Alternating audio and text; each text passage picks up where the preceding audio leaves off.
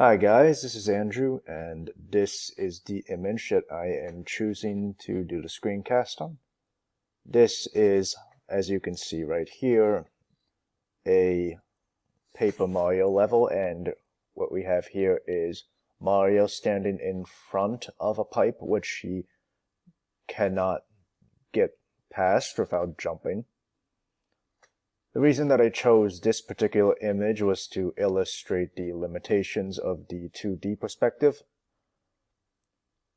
Now the key here is that from this 2D plane that we see right here, Mario is standing, of course, in front of the pipe, and he cannot get behind it without, well, jumping over it, as I have already said. He can't go around it because he does not have the frame of reference to, well, look around the pipe, since it's already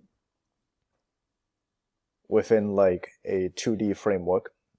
It's just lines at the top right here around the pipe that denote the image of it. So yeah, that's how it goes in the 2D world.